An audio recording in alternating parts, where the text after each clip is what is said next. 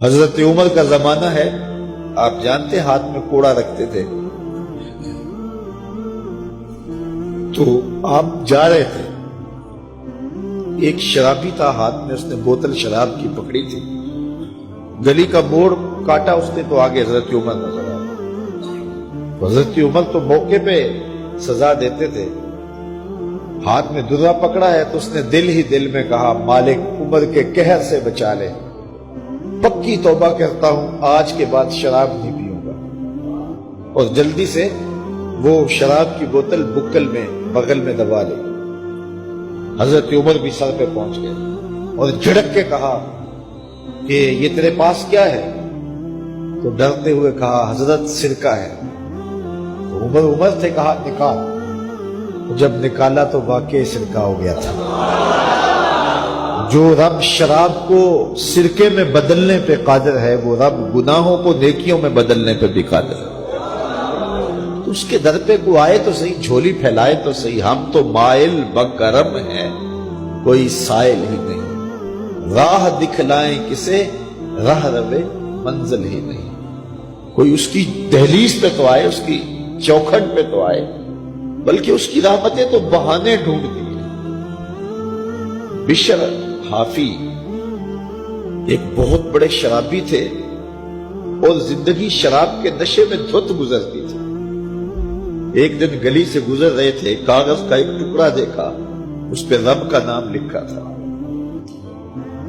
یار بندہ گناہ گار ہو بے ادب نہ ہو، گناہ گار ہو بے ادب نہ ہو، تو کاغذ کے ٹکڑے پہ رب کا نام لکھا تھا، اس کو اٹھایا، چوما، صاف کیا، خوشبو لگائی اور اونچی جگہ پہ رکھ دیا کہ یہ میرے رب کا نام ہے، اور شراب پینے پھر میخانے میں چلے گئے۔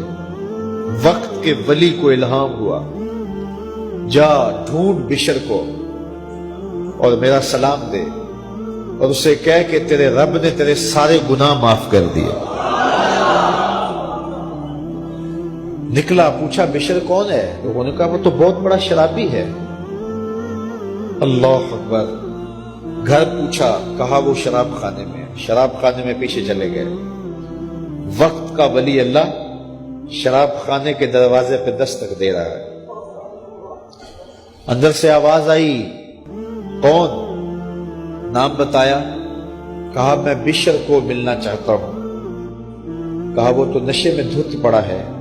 ساقی میخانہ نے کہا کہ وہ تو نشے میں دھت پڑا ہے، کہا اسے ملنے آیا ہوں۔ تو اس نے جا کے کہا کہ باہر تیرا کوئی مہمان ہے۔ تو بشر نشے میں ہی ڈولتا ہوا ننگے پاؤں دروازے پہ آیا، اللہ کا ولی کھڑا تھا، کہا کہ تیرے رب نے تجھے سلام بھیجا ہے، تو نے اس کے نام کی قدر کی تھی اور اس نے تیرے سارے گناہ معاف کر دیے۔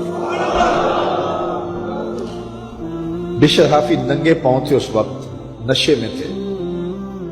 نشہ شراب کا تھا، لیکن رب کا سلام آیا تو یہ نشہ اس سے بھی اوپر تھا۔ جھوم اٹھے اور کہا کہ میں اب رب کا سلام آیا ہے تو اب میں ننگے پاؤں تھا، اب ساری زندگی میں جوتا نہیں پہنوں گا۔ عربی میں حافی ننگے پاؤں والے کو کہتے ہیں، تو بشر حافی کو بشر حافی اس لیے کہتے ہیں کہ وہ ساری زندگی پھر برہ نہ پا رہے، انہوں نے کبھی بھی جوتا نہیں پہنا تھا، زندگی بدل گئی، لیکن پاؤں میں جوتے نہیں پہنتے تھے کہ میرے رب کا سندیشہ جب میرے نام آیا تھا، میری جب تقدیر بدلی تھی، میرے رب نے جب مجھے محبت نامہ بھیجا تھا، مجھے سلام بھیجا تھا، پیغام بھیجا تھا، تو میرے پاؤں میں جوتا نہیں تھا۔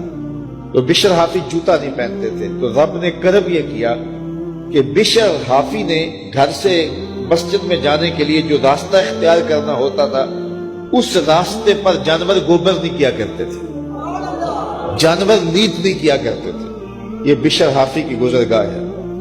ایک دن ایک شخص آیا تو جس راستے سے بشر حافی گزرتے تھے تو وہاں کسی جانور کا گوبر پڑا ہوا تھا، تو اس نے بلند آواز سے کہا ایھا الناس، لوگوں سن لو، بشر حافی انتقال کر گئے۔